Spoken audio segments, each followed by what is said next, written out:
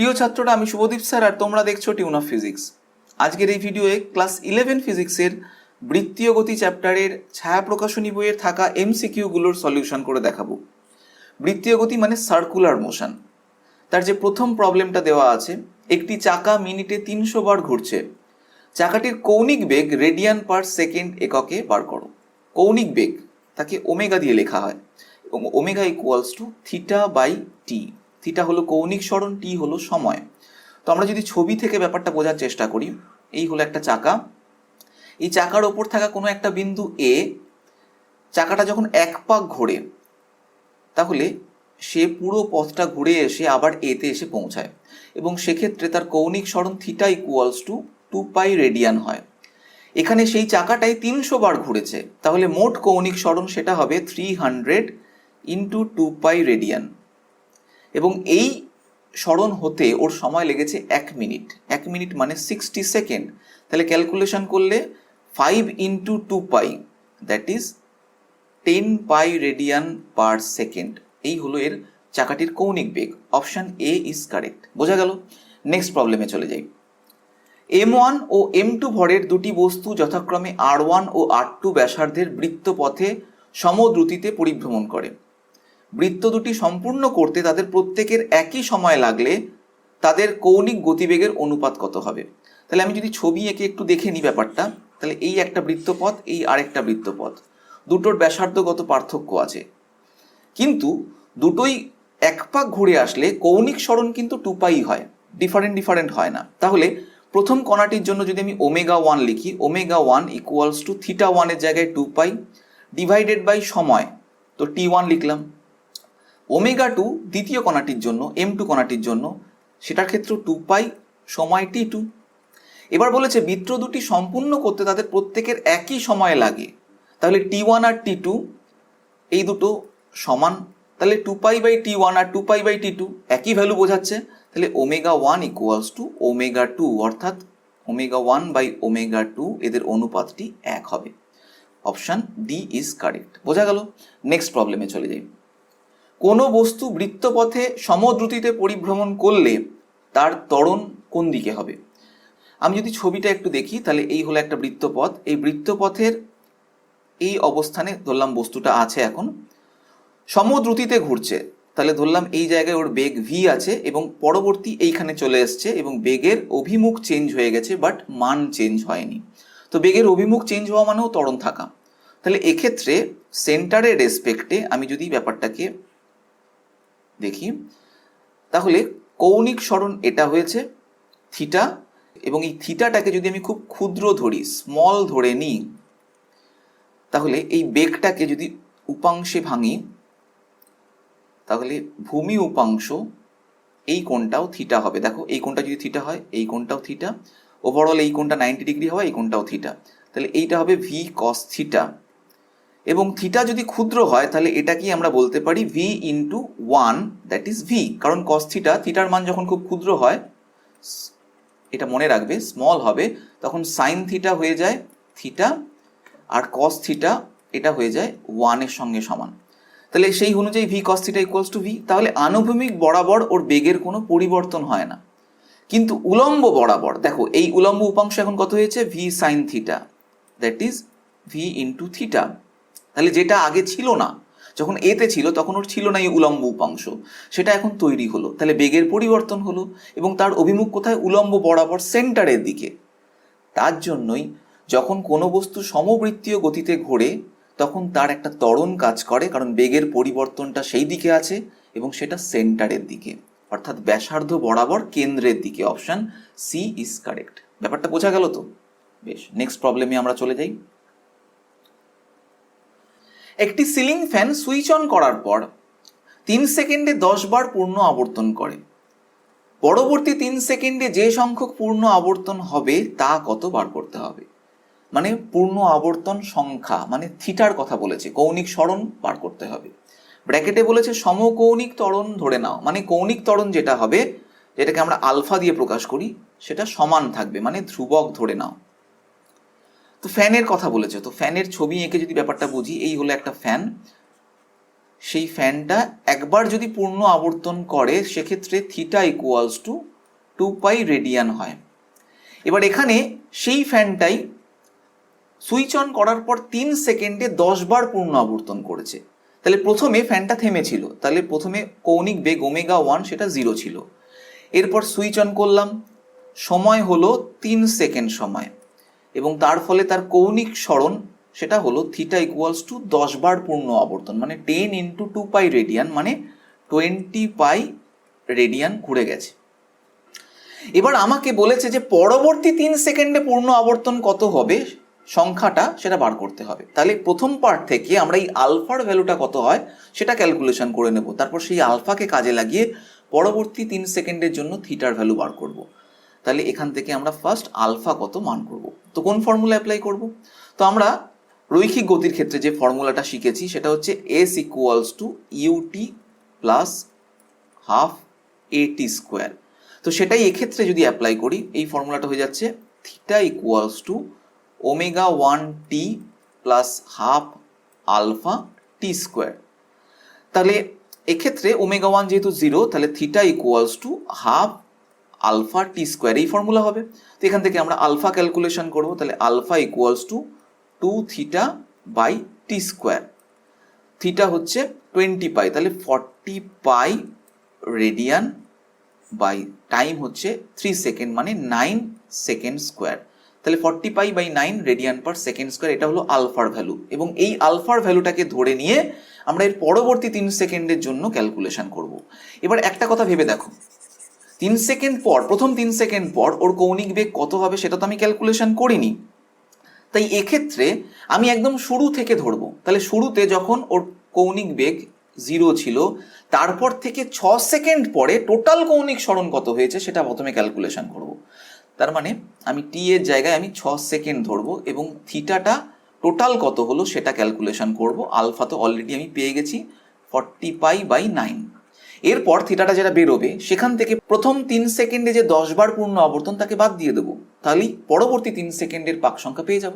তাহলে এখান থেকে আমি থিটার ভ্যালু বার করব। তো এক্ষেত্রেও ω1টা যেহেতু 0 এবং এই ফর্মুলাটাকে আমি অ্যাপ্লাই করব, তাহলে theta equals to half alpha t square. তাহলে হাফ আলফা হচ্ছে 40 পাই বাই 9, টি হচ্ছে এখানে 6 স্কোয়ার মানে 36, তাহলে 4, এটা 2 হয়ে যাচ্ছে, তাহলে 80 পাই। তাহলে এই 6 সেকেন্ডে টোটাল পূর্ণ আবর্তন কত হয়েছে 2 পাই দিয়ে ভাগ করে যদি দিই সংখ্যাটা পেয়ে যাব। তাহলে 80 pi divided by 2 pi, that is 40। তো প্রথমে 3 সেকেন্ডে 10 বার পূর্ণ আবর্তন হয়েছিল, তাহলে পরবর্তী 3 সেকেন্ডে 30 বার পূর্ণ আবর্তন হবে, তাহলে 30। Option C is correct. ব্যাপারটা বোঝা গেল? নেক্সট প্রবলেমে আমরা চলে যাই। কোনো চাকা মিনিটে 120 বার আবর্তিত হলে তার কৌণিক বেগ রেডিয়ান পার সেকেন্ড এককে কত হবে? তো একদম শুরুতে যে অঙ্কটা করেছিলাম তার মতো। তো আমরা এখানে বুঝতে পারছি ওমেগা মানে থিটা বাই টি। থিটা হচ্ছে 120 বার আবর্তন, তাহলে 120 into 2 pi radian divided by মিনিটে, দ্যাট ইজ 60 সেকেন্ড। তাহলে এটাই হয়ে যাচ্ছে 2 into 2 pi radian per second, মানে 4 pi radian per second. Option B is correct. Okay, next প্রবলেমে চলে যাই। একটি ঘড়ির ঘন্টার কাঁটার কৌণিক বেগ হলো কত বার করতে হবে? তো আমরা জানি কৌণিক বেগের formula omega equals to theta by T. তো এখানে ঘড়ির ঘন্টার কাঁটার কথা বলছে, তাই আমি একটু যদি ছবিটা এঁকে ব্যাপারটা বুঝে নিই। তো এই হলো ঘড়ির ঘন্টার কাঁটা। তো ও যখন এক পাক ঘুরে আসে, তো এক পাক ঘোরা মানে theta equals to 2 pi radian, এই পরিমাণ কৌণিক সরণই হলো। কিন্তু এক পাক ঘুরতে ওর সময় লাগে কি 12 থেকে স্টার্ট করে আবার 12 আসে, 12 ঘন্টা সময় লাগে। তাহলে তাহলে থিটা এক্ষেত্রে একই থাকছে, 2 পাই রেডিয়ানই থাকছে এক পাকের জন্য যা হয়, কিন্তু টাইম এক্ষেত্রে 12 ঘন্টা আছে এবং তাকে সেকেন্ডে নিয়ে যেতে হবে। তাহলে 12 ইন্টু 60 সেকেন্ড। তাহলে এটা হয়ে যাচ্ছে pi divided by 6 into 60 into 60। তাহলে এটা হয়ে যাচ্ছে 6 into 60 into 60, that is 21600 radian by second. তাহলে অপশন ডি ইজ কারেক্ট। ব্যাপারটা বোঝা গেল? নেক্সট প্রবলেমে চলে যাই। কোনো বস্তুকণা 25 সেন্টিমিটার ব্যাসার্ধের বৃত্তাকার পথে 2 rps কম্পাঙ্কে ঘুরলে মিটার পার সেকেন্ড স্কোয়ার এককে তার ত্বরণ কত হবে। এখানে যে ত্বরণটা নির্ণয় করতে বলেছে এই ত্বরণটা কিন্তু রৈখিক ত্বরণ, কৌণিক ত্বরণ নয়। কারণ একক দেখেই আমরা বুঝতে পারছি মিটার পার সেকেন্ড স্কোয়ার, কৌণিক ত্বরণ হলে রেডিয়ান পার সেকেন্ড স্কোয়ার হতো। তো রৈখিক ত্বরণের সঙ্গে কৌণিক বেগের একটা সম্পর্ক আছে, আমরা জানি রৈখিক ত্বরণ এ ইকুয়ালস টু কৌণিক বেগ ওমেগা স্কোয়ার ইন্টু ব্যাসার্ধ আর। তো আমি একটা ছবি এঁকে যদি ব্যাপারটাকে বোঝাই, এই হচ্ছে একটা বৃত্তাকার পথ, এটা হলো ওই বৃত্তাকার পথের ঘূর্ণনের অ্যাক্সিস। তাহলে এই ডিস্টেন্সটা, রেডিয়াসটা যদি আর হয় এবং কৌণিক বেগ যেটা ওপরের দিকে কাজ করে বৃত্তাকার পথে ঘূর্ণনের জন্য সেটাকে ওমেগা যদি বলি, তাহলে রৈখিক ত্বরণ এ ইকুয়ালস টু ওমেগা স্কোয়ার আর, এই ফর্মুলাটা হয়।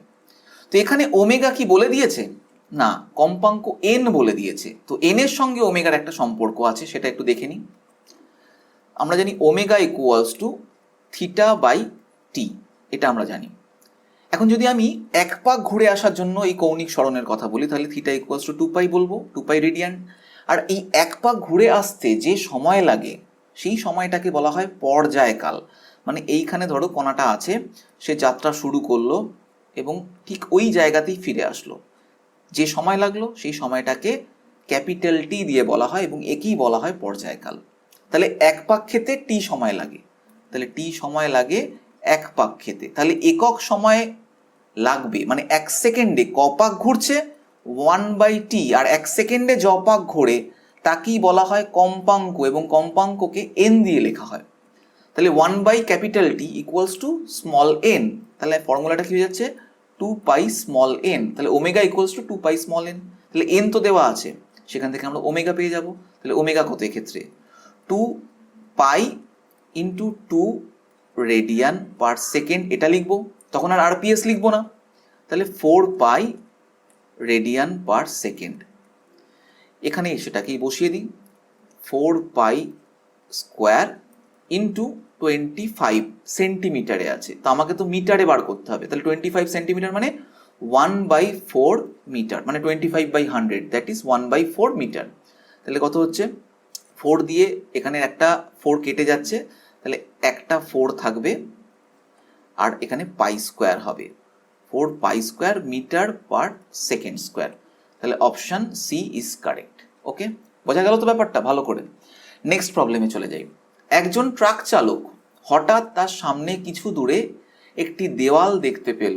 দেওয়ালের সঙ্গে সংঘর্ষ এড়ানোর জন্য চালক কি করবে? ওকে, আমি ব্যাপারটা একটা ছবি এঁকে ব্যাপারটাকে বোঝাই। ধরো এই হচ্ছে একটা দেওয়াল, তো একটা গাড়ি এই সেটা সামনে, লরি, সে সামনের দিকে ধরো এগিয়ে যাচ্ছে, ভি বেগে এগোচ্ছে।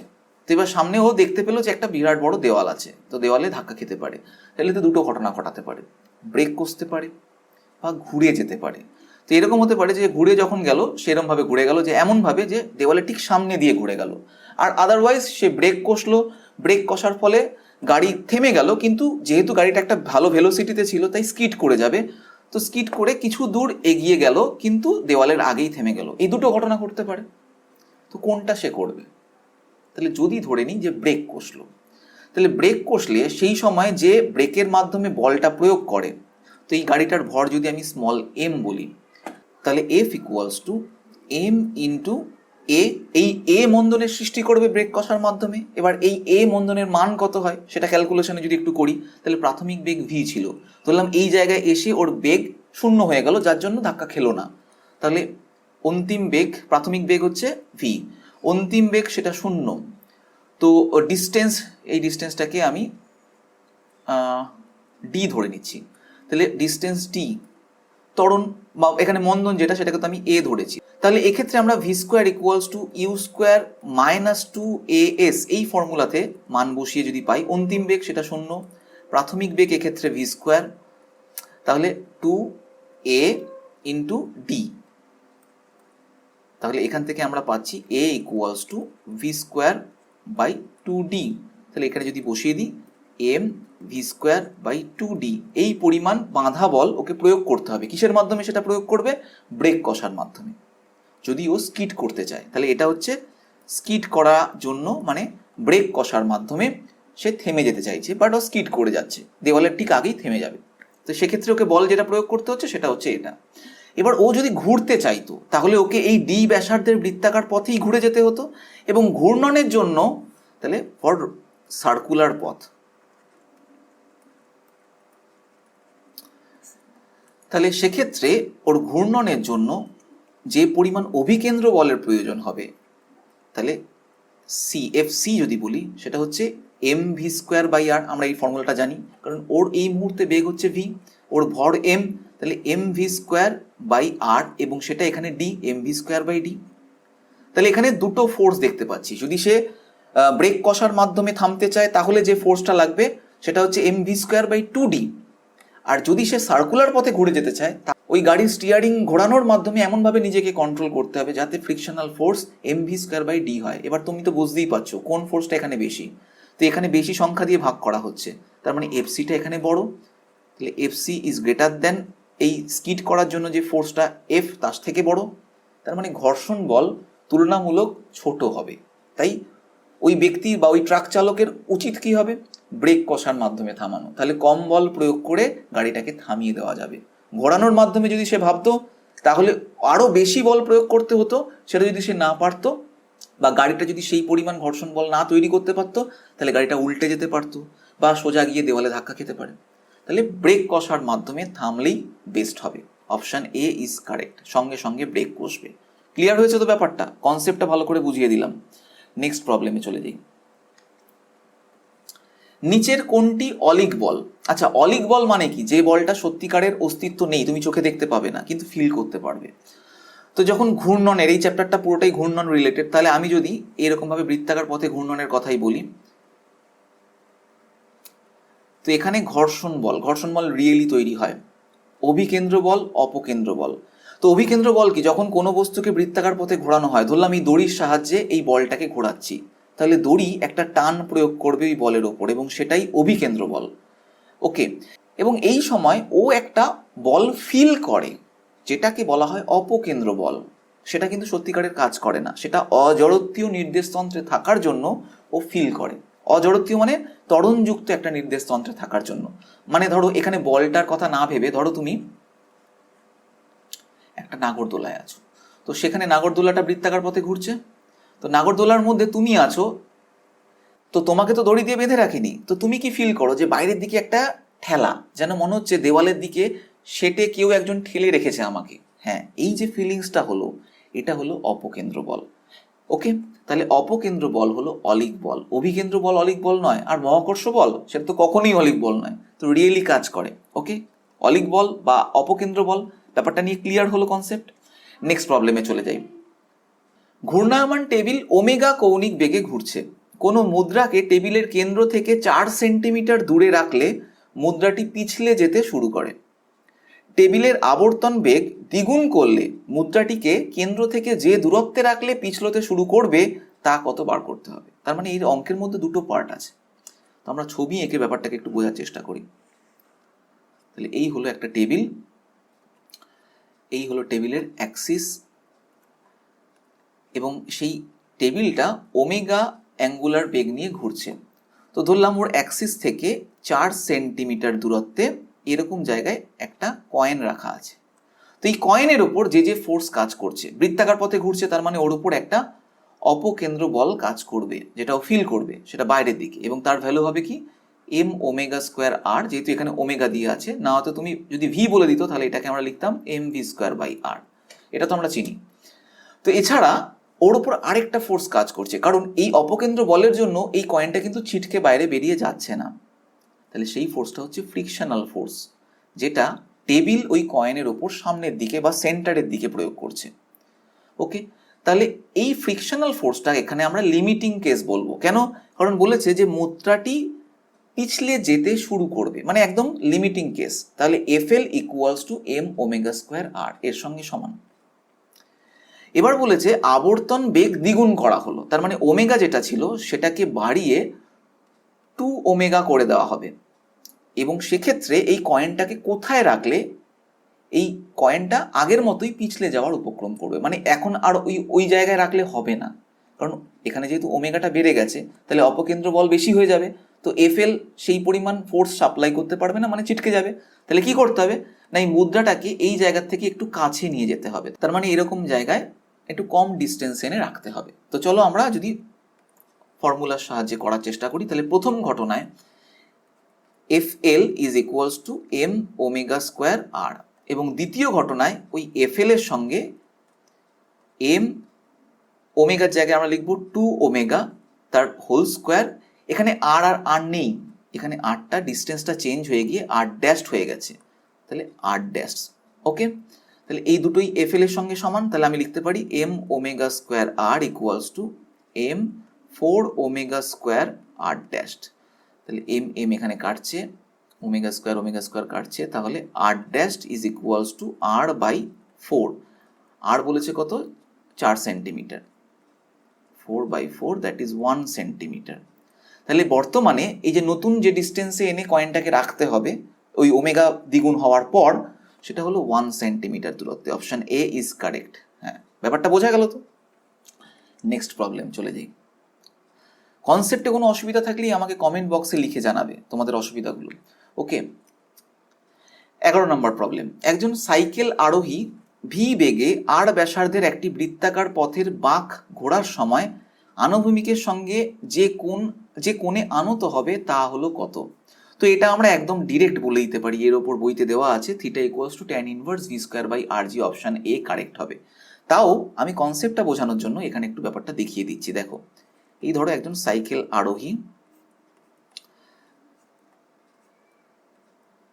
এই হলো সাইকেলটা, চেষ্টা করছি যতটা আঁকা সম্ভব ভালো করে। তাহলে এই সাইকেল আরোহী সাইকেলটাকে নিয়ে একটা বৃত্তাকার পথে ঘুরছে। তো এই বৃত্তাকার পথের ব্যাসার্ধ বললাম, এটা হচ্ছে সেই ব্যাসার্ধ, ঠিক আছে? তো তো এইটা হচ্ছে আর, এবং ও যে কোণ করে থেকেছে, আলাদা কালিতে দেখাই তাহলে বুঝতে পারবে। তো এখানে ওর ওপর একটা নর্মাল রিয়াকশন এন কাজ করছে, তল ওর ওপর প্রয়োগ করছে। তো এবং সেই যেহেতু একটা অ্যাঙ্গেল করে ভেঙবে, তাহলে অ্যাঙ্গেলটা যেটা হবে সেটাকে যদি আমি থিটা ধরে নিই, আনুভূমিকের সঙ্গে থিটা, কারণ এখানে বলেছে আনুভূমিকের সঙ্গে যে কোণে আনত হবে, তো এখানে সেটাকে আমি থিটা ধরে নিয়েছি। তাহলে এন এর একটা উপাংশ এদিকে কাজ করবে, সেটা কি এন কস থিটা, এবং উলম্ব দিকে একটা পার্ট কাজ করবে, সেটা হচ্ছে এন সাইন থিটা। এখন এই লোক আর সাইকেল মিলিতভাবে ওর একটা ওজন নিচের দিকে কাজ করছে, এখানে আমি আর আঁকতে পারবো না, তো আমি ছোট করেই এঁকে বুঝিয়ে দিচ্ছি, সেটা হচ্ছে এমজি। তাহলে এই অবস্থায় সাম্যাবস্থা থাকবে, তাহলে এন সাইন থিটা এটা এমজির সঙ্গে সমান, এবং এন কস থিটা এটা ওর বৃত্তাকার পথে ঘূর্ণনের জন্য প্রয়োজনীয় অভিকেন্দ্র বলের যোগান দিচ্ছে।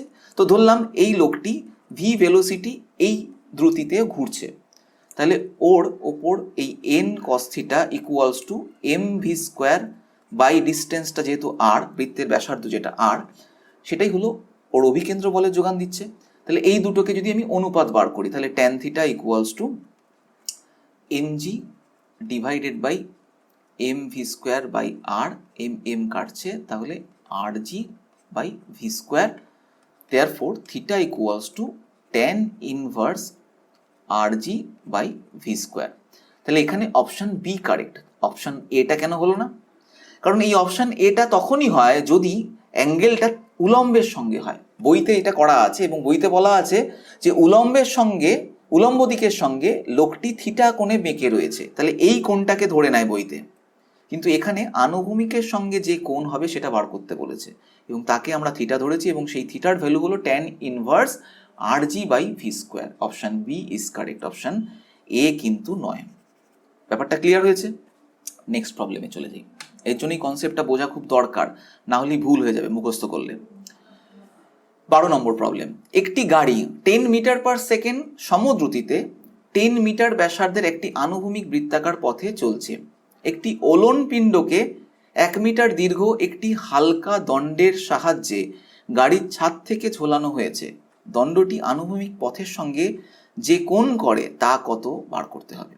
তাহলে এই ছবিটা কিন্তু খুব ইম্পর্টেন্ট, একটু ভালো করে বোঝার চেষ্টা করো। তাহলে এই একটা গাড়ি ধরো, গাড়ির সামনের দিক, ঠিক আছে? এবার গাড়িটা এরকমভাবে বৃত্তাকার পথে ঘুরছে, তা আমি সামনের দিকটা দেখতে পাবো, তাহলে এরকমভাবে ঘুরছে। এই হলো চাকা, যতটা পারা যায় বোঝানোর জন্য চেষ্টা করছি। এবং ধরলাম এই বৃত্তাকার পথের ব্যাসার্ধ হচ্ছে স্মল আর। এবার ওর ছাদ থেকে একটা দণ্ডের সাহায্যে একটা ওলন পিণ্ডকে ঝুলিয়ে দেওয়া হয়েছে এরকমভাবে। এবার যেহেতু ও বৃত্তাকার পথে ঘুরছে, তার মানে ওর মধ্যে থাকা প্রত্যেকটা লোক, প্রত্যেকটা বস্তু একটা অপকেন্দ্র বল ফিল করবে, তাহলে এই ওলন পিণ্ডটাও ফিল করবে।